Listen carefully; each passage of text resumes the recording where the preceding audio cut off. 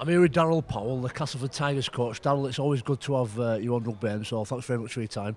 Really interesting fixture today in the sense that Cass, flying high at top of the league, having a great time of it in 2017, great support over there, all coming out of the woodwork, the Cass fans, particularly down near where I live.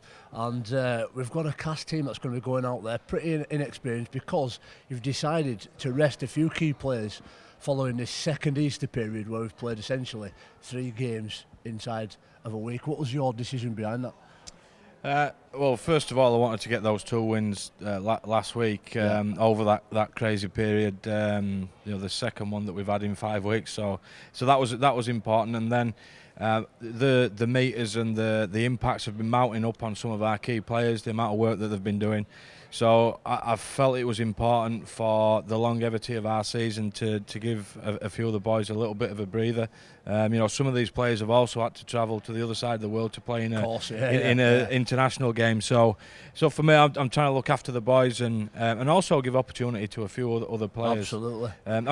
Obviously there's another issue in there that there's 2 teams being given leave on that weekend not to play games, so that's been a significant decision from the RFL that has dumbfounded me a little bit, to be honest. It's created an unbalanced competition on top of the Magic weekend that really shouldn't be in there, so it's disappointing, but it is what it is. We'll crack on and get on with it. But I felt like the players and coaches have got very little voice at the moment in the game, and I think it's pretty important that they get a voice, and that there should be a forum for people to speak about what they need to speak about. Otherwise, we're led by people who sometimes, it seems, don't have the best interests of the key people in the game at heart.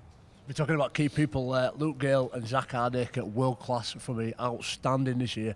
Known them both for quite a long time. Everyone's going, they're not playing, key players are going to make a massive difference. And I'm thinking to myself, and I say this is part of the forwards committee as well, I'm thinking, well, actually, you might disagree as an halfback, but forwards, what about the poor forwards? How much work they have to do? I reckon your forwards will probably make more tackles in first half of game 1 than what those guys do in all 3 games. So, credit to forward first and foremost, but do you feel sorry for them? I've rested a few of our big men today. We've got a few injured as well, so it's put a little bit of strain on us. Everybody works hard on a rugby league field, don't they? The little blokes have big blokes coming at them, so they've got to deal with that physicality. The middlemen do a huge amount of work, and our middlemen are multifaceted, pretty skillful blokes, most of them as well. So there's having taken Millington out of the team, then probably have a little bit of an impact on the way that we play today. But I've had medical people jumping all over me for the last 3 or 4 weeks saying, look, we're going to need to give these boys a breather, and it goes against pretty much every competitive fibre in my body to do it. But for what we've got faced this year, in 2014 we were 1 game away from winning the league leaders shield. We were busted. We'd played in the Challenge Cup final against you guys, and we didn't have anything left. And the experience of that has really forced where we are at the moment. I don't disagree with you, Dal, not for 1 minute. And I say this, right, bearing in mind the fact that I've played 3 games and I've played 70 minutes in middle for all 3 games in this last week. And the way I managed to get through it is by kidding myself that it's going to war, and our minds, what our mind believes, our body manifests. And so I go in there and I talk to somebody like yourself who's been through some tough years. I'm sure I could wind back the clock and look at the game that you played in, and you've probably done this multiple times. You've played an immense amount of games over the course of your career. And sometimes I wonder whether the fact that we do moan about it a fair bit or make such a big hype about it, there's a lot of coaches come out and said something that it makes it actually worse than what it is. And I just went out there and think, you know what, I'm not going to have it. I'm not going to let the fact that I've got to do these games affect the way I try and play. And of course it does. But isn't there something in there for just having that tenacity to push through it regardless? Yeah, look, I've never complained about Easter. You can look through anything in my time as a coach. Easter, no issue at all, right? Absolutely no problem. It's part of the fabric of the sport. So I've got no problem with that. To put a second one in there and then to give a competitive advantage to a team like St Helens is absolutely ridiculous. So it's built up really to being a situation that I felt I needed to speak about. So look, I played 2 games on the same day in Australia. I've played test matches the day after. So there's no issue doing it. But we're also talking about about a wider. We're talking about the quality of our competition. Yeah. So it's all right saying you can do it. You can do it, but what's the quality look like the week after? We're talking about wanting our sport to be outstanding on every single time the players take the field. Well, good luck with that if you're going to do this to players on a consistent basis. So I agree with you, and I always say, look, boys, just crack on and get on with this. But ultimately, it's absolutely crucial that we get the quality in our competition right. Otherwise, you've got people jumping up and down saying the Aussies are so much better than us. When you look at their competition, they play fewer games, and around state of origin time, they do this. But they don't have to put your whole team out there on a Friday and on a Monday, and then back up the next week, and then people complain about the quality. So for me, it's about as much about that and looking at it from a wider perspective as whether players can do it or not, because clearly they can. They're tough old boys. Absolutely. I mean, our game against Lee on the weekend, for last 75 minutes, it was like watching East Leeds versus Loch Lane in Yorkshire Cup, mate. The quality did go down, and I've never played rugby union, but I imagine that's what it's like walking around in rain, pretty not bored, but it was hard work, that sort of mental toughness. But it is what it is. You mentioned the structure of the game.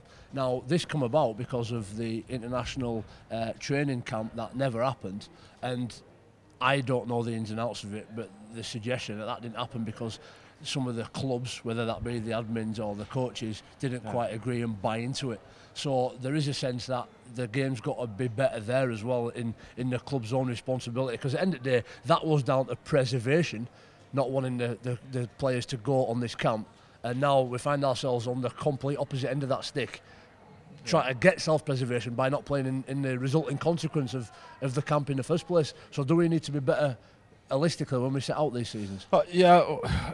Obviously it's a World Cup year, so there's some things done there, and Wayne Bennett put his stipulations down on the way he wanted it to look, regardless of what happens to our competition. I think that was the major issue at the start. The RFL went big time to get Wayne, understandably. He's a superb coach and has been for many years. But then what he did was he dictated the way that our competition should look, and that should not have happened. And then obviously then some of the clubs, apparently, I don't know, but they dictated that the camp would then be cancelled. So it's a bit of a schmozzle for me. Our competition's got to come first, and unfortunately, it's not been great, and we need to learn lessons from it. Make sure it doesn't happen to us again, and we look to make our competition comparable with the NRL, and you have to look after your players to make that happen. So hopefully lessons will be learned, and next year we won't have to go through this scenario where you're playing two of the back-to-backs over Friday, Monday, because it's not doable, and then maintain the quality of our competition. Let's look at the positives. Paul McShane, I've known him for a long time. He's been outstanding this year. We saw the emergence of Daryl Clark under your tutelage as a middleman, as a nooker there. He went on that international stage being incredible. Paul McShane's got this opportunity now being called up. How did you get the best out of Macadar? I think if you fit your game around your players and their qualities, then you end up having a pretty decent game, because especially if you've got good players. And for me, Mac has always been stifled a little bit in the way that he's played. So we've sort of freed him up a little bit. The way that we play, I think, enables him to express himself a little bit. I think his combinations with people around him have really built and helped him to play right to the top of his ability. He's a tidy player, so why would you not want him to express himself? He's a frustrating little player as well. I'm getting angry thinking about him. He's tough to deal with, and he mixes it up, doesn't he? He's pretty old school. He reminds me of Kevin Dick. When you look at Kevin Dick's old pictures back in the days, he's just like that, and he's that sort of old school type player, isn't he? Yeah, he's clever. He's clever, pretty smart. He's cheeky. He's got the cheekiness of an halfback, and he's got the toughness of your best middleman. So he's as an all-round package, I think he's outstanding, and his form this year is certainly warranted what he's got in terms of getting selected in the squad for the World Cup. The key for him now is maintain his form and hopefully be there when it comes down to the nitty-gritty and the squad really gets selected for real. You've got a game to prepare for, so I don't want to keep you any longer, but I just wanted to ask you about Alex Foster. I coached him at Leeds when he come through, 16-year-old. Been on a bit of a journey, and we weren't quite sure how he was going to get on. Always had the personality, the attitude and the physical ability, but now he's playing at Cass at the top of Super League, and as you say, this is a great opportunity for those young guys to come through, isn't it? What do you think of Alex, and who else can we see emerging pretty soon? Yeah, well Fozzie's, he came pretty late in, and he hadn't had a pre-season, and then we plonked him into a game against Huddersfield, and he'd played I think 60 minutes for Oxford, right. and he looked at home, and defensively he was outstanding, really tough, and he got respect straight away from the boys. Now the key for him is going to be to grow his game, to develop some skill sets that allow him to play in the back row for us, and be competitive in that arena. From what I've seen so far, he's got a great opportunity. Great kid, works hard. He needs a pre-season, really. I think that'll really help him. Of course it will. I'm looking forward to seeing Kieran Gill play today, and Jake Truman will come off the bench. Who's, he's a young kid we signed from Bradford. He's got loads of ability. We've got Holmesy in there who's playing well at half as well, taking over from Gailey. So there's a challenge for him. So it's going to be an awesome game for me to look and see whether our depth is genuine. And I think the boys are ready for the challenge. Alex Foster asked me if I was at Leeds when Daryl Powell was coaching. I said, "How was it Leeds when Powell was playing?" We played together. It shows my age. But Alex Foster has got every opportunity to develop as a player under your tutelage. Daryl, you've got the best out of so many players over your coaching career.